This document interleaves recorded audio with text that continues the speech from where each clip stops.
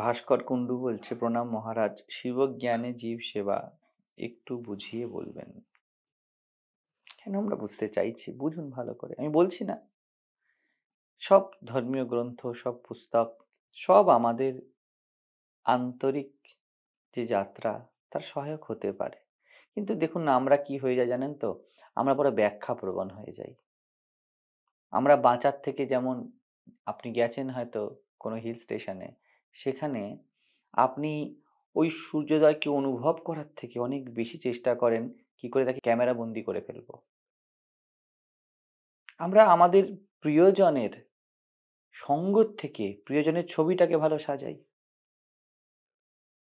সাজিয়ে রাখি ছবি, কারণ কোথাও যেন আমরা জীবন বিমুখ হয়ে গিয়ে বাঁচতে ভুলে যাই। তো স্বামী বিবেকানন্দ শিবজ্ঞানী জীব সেবা বলেছিলেন। দেখুন, আমি বলতেই পারি, অবশ্যই কিছু বলবো আপনি যখন বলছেন আপনারা,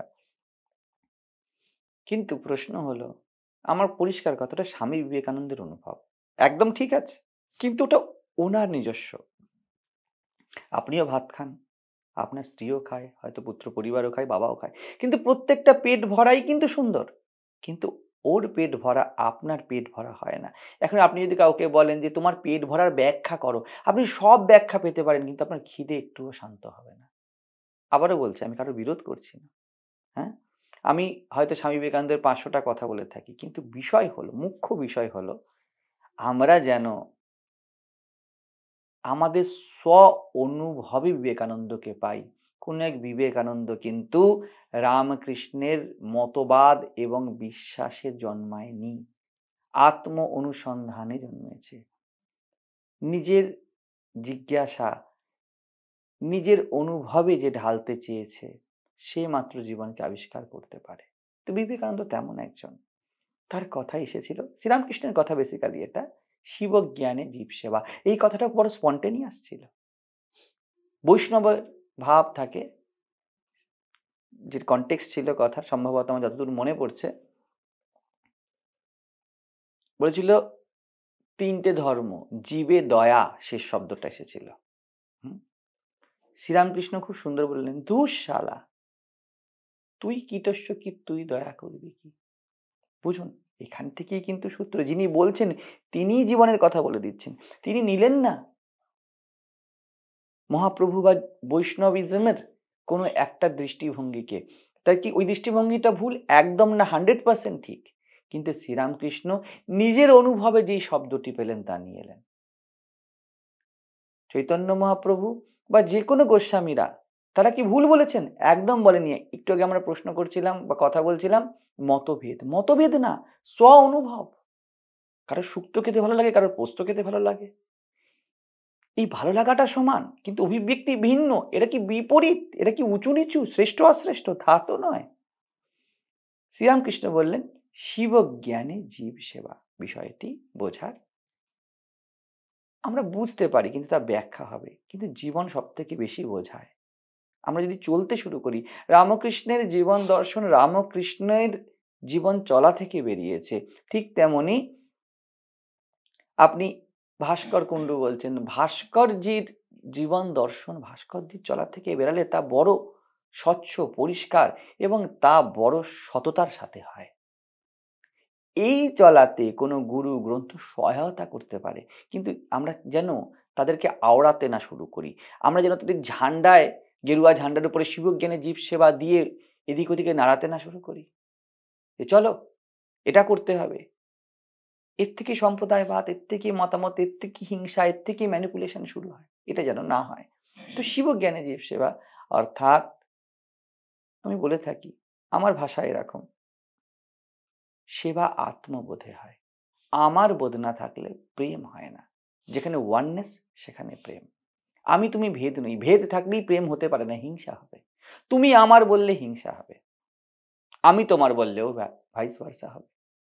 যখন বোঝা যায় তুমি আমি, আমি তুমি, আমাদের মধ্যে থাকা সেই যে নির্গুণ জীবন্ততা, তা এক, এই অনুভবকে শিবজ্ঞান বলা হয়।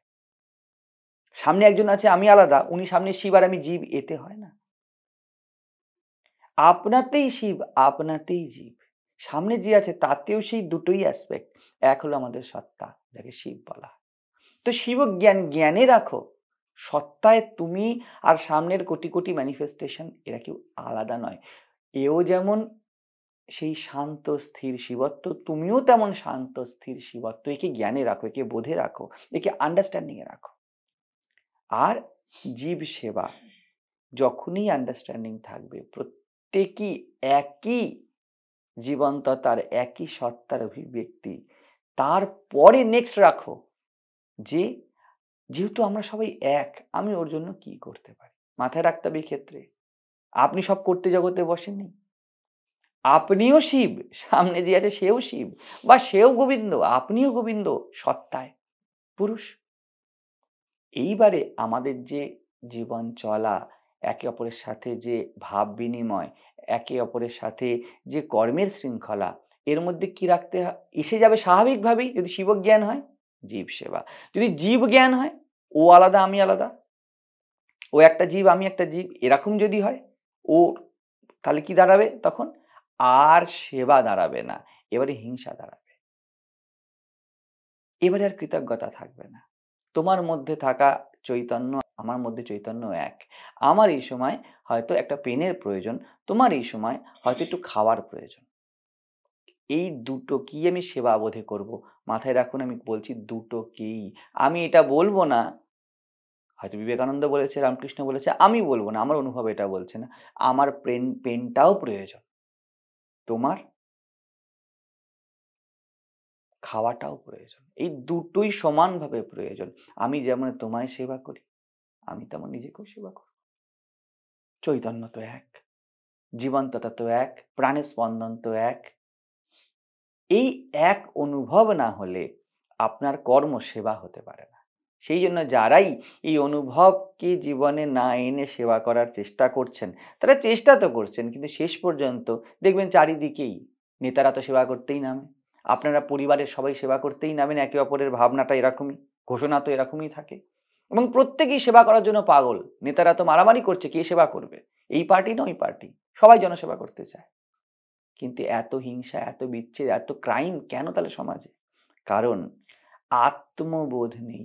যতক্ষণ পর্যন্ত অন্তরস্থ স্থিরতাকে আমরা উপলব্ধ না হচ্ছি, এবং কৃষ্ণ যেমন গীতায় বলেন, সর্বভূতস্থম আত্মানম সর্বভূতানি চাত্মনি। মাথায় রাখুন, আমি কৃষ্ণকেও ওড়াচ্ছি না এবং নকল করছি না। আমার অনুভবের জন্য আমার কারো রেফারেন্সের প্রয়োজন নেই। তবে কথা যখন বলছি বোঝানোর জন্য, আপনাদের আস্থার জন্য, আমি শুধু এইটুকুনি বলতে চাইছি, এই কথাগুলো একই অনুভবে নানা প্রতিধ্বনি। সবার মধ্যে আমিকে দেখা, আমার মধ্যে সবকিছুকে দেখা। সে একই জল, আমিও তুমিও, তুমি একটা ঢেউ আমি একটা ঢেউ। নাও এইবারে যে আত্মবোধ এলো, তুমি আমি, আমি তুমি, এটাই শিবজ্ঞান। এবং তারপরে যা কিছুই আপনি করুন, এটা যদি প্রতিষ্ঠিত হয় ভিতরে, যা কিছু করুন তা সেবার মতো হয়ে যাবে।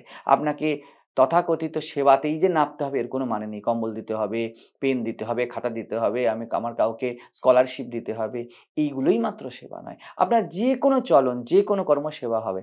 আপনি পরিবারে আপনার স্ত্রী পুত্ররও সেবা করবেন, শুধুমাত্র স্ট্যান্ড পয়েন্ট বদলে যায়। আমার স্ত্রী পুত্র বলে সেবা করি না, ওর মধ্যে থাকা চেতনার আমি পূজা করি, কারণ আমিও চেতন।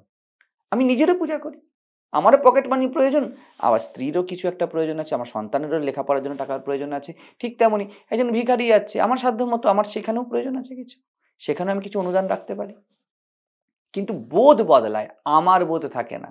যখনই আমি বোধটা শিববোধে রঞ্জিত না হয়, বা আমি সেই এক অখণ্ড চেতনা, আমি এক সচেতন উপস্থিতি, আমি এক জীবন্ততা যা সবার মধ্যে খেলছে, আমি ব্যক্তি নই, এই অনুভবটি যদি না আসে, অনুভব বলছে কিন্তু তত্ত্ব নয়, দর্শন নয়, দার্শনিক দর্শন নিয়ে করে, কিন্তু এই সাক্ষিত্ব যতক্ষণ না আসছে ততক্ষণ পর্যন্ত আপনি আমার বলবেনই, এবং আমার বললেই আর সেবা হবে না, আমার বললেই অধিকার হবে, আমার বললেই দাবি হবে।